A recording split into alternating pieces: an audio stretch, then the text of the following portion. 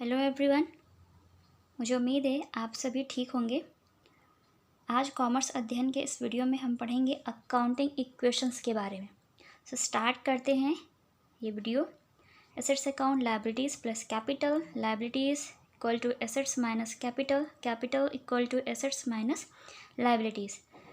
Okay, so ये simple सी equation है। यहाँ पे प्लस माइनस करना है और इन्हें फाइंड आउट करना है कि जो भी ट्रांजैक्शन होते हैं उनके बेसिस पे किस तरह से इक्वेशंस में चेंजेस आते हैं। तो हम नेक्स्ट स्टेप में समझेंगे। थोड़ा सा इसको डिफाइन कर देते हैं नीचे। So accounting equations signifies that the assets of a business are equal to the total of capital and liabilities. So accounting equations ये सिग्निफाइज करते हैं कि एक बिजनेस की जो एसेट्स है वो किस तरह से कैपिटल एंड लायबिलिटीज़ के टोटल के बराबर होती है, हमेशा बराबर होती है। जो भी आपका कैपिटल लायबिलिटीज़ का टोटल आएगा उतने अमाउंट के बराबर ही बिजनेस की एसेट्स होती है। ओके, सो इन 3 पॉइंट्स को समझने के लिए एसेट्स, लायबिलिटीज़ एंड कैपिटल को हम सिंपल बैलेंस शीट का यूज़ करेंगे नेक्स्ट स्टेप में। सो देखते हैं किस तरह से बनी है accounting equations.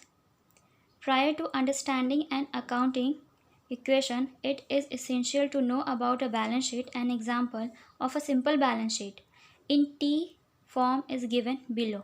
What is T form? T means जो आपका T बनता है, इंग्लिश का जो अल्फ़ाबेट होता है T, कुछ इस तरह से। अब ये दो पार्ट में डिवाइड हो गया, this side and this side. जो लेफ्ट हैंड साइड है वो डेबिट साइड होता है नॉर्मल अकाउंट के केस में, जो भी अकाउंट्स प्रिपेयर करते हैं आप। जो राइट हैंड साइड होता है वो क्रेडिट साइड होता है। ये उनका अमाउंट कॉलम, ये particular amount. But balance sheet के केस में जो लेफ्ट हैंड साइड है वो लायबिलिटीज़ के लिए होता है एंड जो राइट हैंड साइड है वो एसेट्स के लिए होता है। होप आपको ये पॉइंट्स क्लियर हो गए होंगे। नेक्स्ट कैपिटल, यहाँ पे 60,000 मैंने प्रेजेंट की हुई है, अमाउंट शो किया है। कैपिटल क्या होता है? वो अमाउंट जिससे अपना बिजनेस स्टार्ट करते हैं। एक बहुत बड़ा अमाउंट होता है कैपिटल, पूंजी, जिसे आप बार बार यूज़ नहीं करते, खर्च नहीं करते, कभी कभी करते हैं, और बहुत बड़ा अमाउंट होता है, वो कैपिटल कहलाता है। लायबिलिटीज़ में फर्स्ट ऑफ ऑल क्रेडिटर्स आ जाते हैं। क्रेडिटर्स मीन्स लेनदार, जो आपसे पैसे लेते हैं, मीन्स बिजनेसमैन को पैसे उनको देने पड़ते हैं। ठीक है, क्रेडिटर्स को पैसे देने होते हैं, इसलिए लायबिलिटीज़ है, उनको पेमेंट करना पड़ता है। क्रेडिटर्स को पेमेंट करना पड़ता है, बिजनेसमैन करते हैं पेमेंट क्रेडिटर्स को। बैंक ओवरड्राफ्ट, जब भी आप अपने अकाउंट में डिपॉजिट अमाउंट से पैसे ज़्यादा विड्रॉ करते हैं उसको हम बैंक ओवरड्राफ्ट बोलते हैं, हिंदी में बैंक अधिविकर्ष बोलते हैं। ठीक है, और ये फैसिलिटी बैंक अपने करंट अकाउंट होल्डर्स को ही प्रोवाइड करता है। और करंट अकाउंट मोस्टली जो बिजनेसमैन होते हैं, जिनका काम बिजनेस करना होता है, जिनका डेली का ट्रांजैक्शन होता है, वही करंट अकाउंट ओपन करवाते हैं। सो एज एग्जांपल समझ लेते हैं बैंक ओवरड्राफ्ट को। एक बिजनेसमैन है, उनको 2 लाख रुपयों की ज़रूरत है, बट उनके अकाउंट में प्रेजेंट टाइम में सिर्फ 1.5 लाख रुपये अवेलेबल हैं।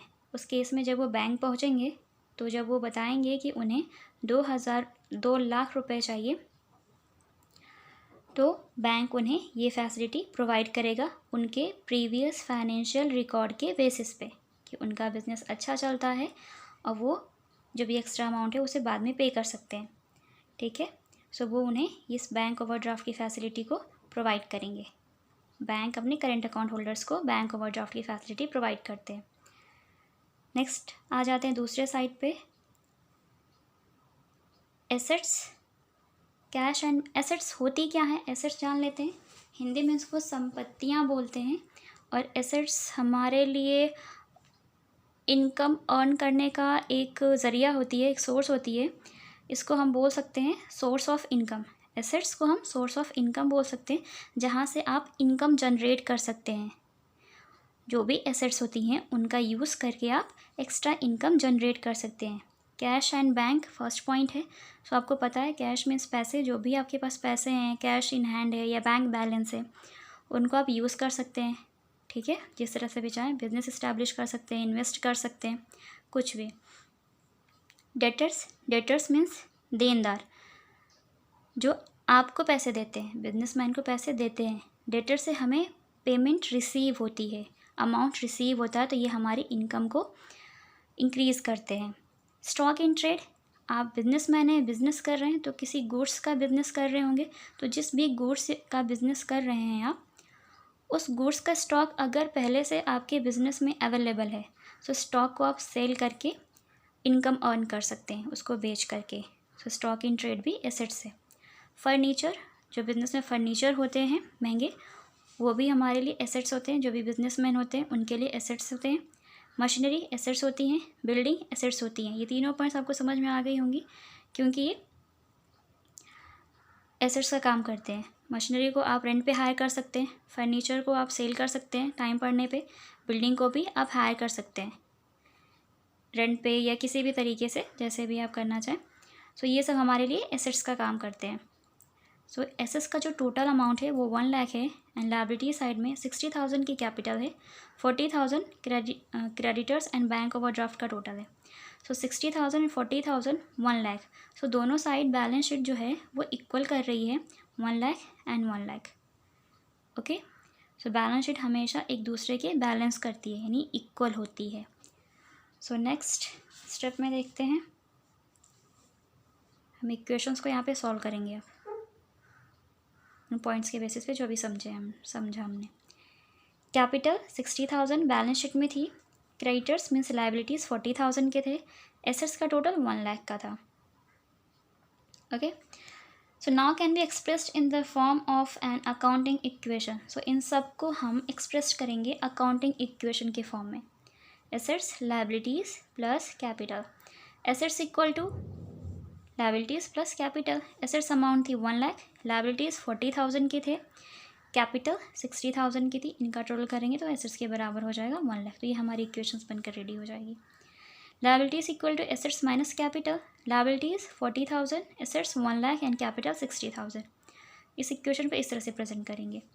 Capital equal to assets minus liabilities, so capital 60,000, assets 1 lakh minus liabilities 40,000। So ये यहाँ पे बहुत इजी था, क्योंकि हमने एक इजी सिंपल सी बैलेंस शीट बनाई थी, उसके बेसिस पे हमने इन सब का अमाउंट पहले से पुटअप कर रखा था, तो ये इजीली आ गया। अब इन इक्वेशंस को हम देखेंगे कि जब भी बिजनेस में जो ट्रांजैक्शंस होते हैं, उन ट्रांजैक्शन, वो जो भी ट्रांजैक्शन है वो किस तरह से अकाउंटिंग इक्वेशंस को इफ़ेक्ट करते हैं।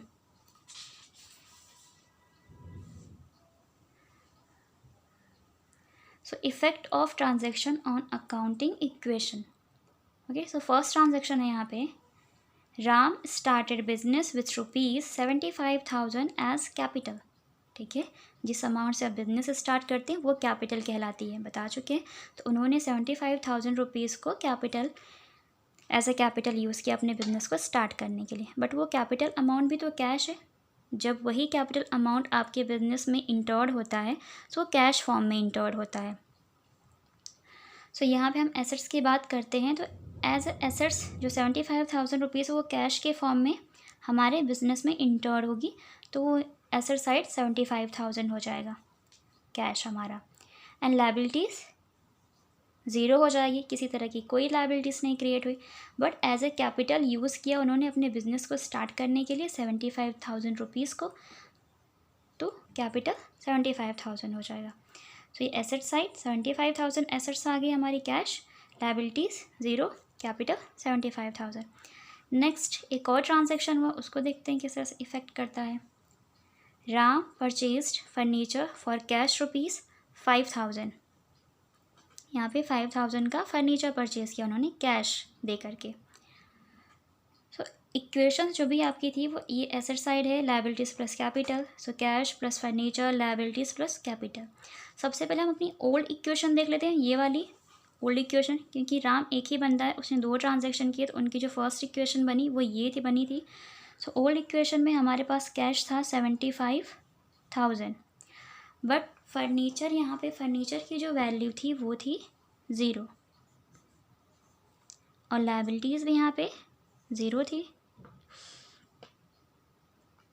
और कैपिटल यहाँ पे 75,000 था। Next, Ram purchased furniture for cash, ये हम ओल्ड इक्वेशन को यहाँ पर लेकर आए हैं। होप आपको ये क्लियर हो रहा होगा। ट्रांजैक्शन की बात करते हैं। सो यहाँ पे जो सेकेंड ट्रांजैक्शन हुआ है वो फर्नीचर परचेज़ किया गया है कैश पे करके 5000 का।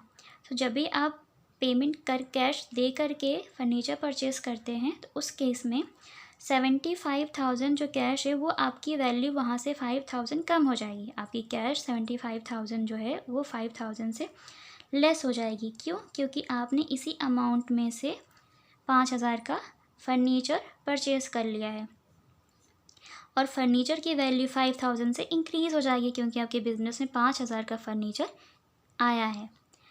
इक्वल टू लायबिलिटीज़ की बात करते हैं तो यहाँ पे कोई लायबिलिटीज़ नहीं है, किसी तरह की कोई लायबिलिटी क्रिएट नहीं हुई। हमने कैश में ख़रीदा, पेमेंट भी कर दिया, तो कुछ भी कोई लायबिलिटीज़ क्रिएट नहीं हुई। प्लस कैपिटल पे कोई इफ़ेक्ट नहीं पड़ेगा यहाँ पे हमारे, ठीक है। सो जो हमारी अब न्यू इक्वेशन बन जाएगी वो बनेगी, माइनस करेंगे इसको यहाँ से तो ये हो जाएगा हमारा 70,000 प्लस क्या फर्नीचर हो जाएगा हमारा 5,000 equal no liabilities plus capital, जो भी हमारी पहले कैपिटल अमाउंट था वही रहेगा, उस पर किसी भी तरह का कोई इफ़ेक्ट नहीं पड़ेगा ट्रांजैक्शन, इस ट्रांजैक्शन का। 75,000 हमारी ये आ जाएगी। हमारी एसेट्स का जो टोटल है अब वो टुकड़ों में है अभी 70,000 प्लस 5,000, जब आप इसको इक्वल करेंगे टोटल करेंगे तो ये 75,000, सो ये कैपिटल के इक्वल हो जाएगा। सो ये था आज के वीडियो का एनालिसिस। सो आज की वीडियो में हमने अकाउंटिंग इक्वेशंस को समझा। ये सिंपल क्वेश्चन है, सिंपल ट्रांजैक्शन थी। नेक्स्ट वीडियो में हम अकाउंटिंग इक्वेशन से थोड़े लेंदी क्वेश्चंस को सॉल्व करेंगे और समझने की कोशिश करेंगे। आई होप आपको ये वीडियो समझ में आ गया होगा, और अगर कहीं कोई भी कन्फ्यूज़न है तो आप कमेंट बॉक्स में कमेंट करके मुझसे पूछ सकते हैं। So thank you so much for watching this video.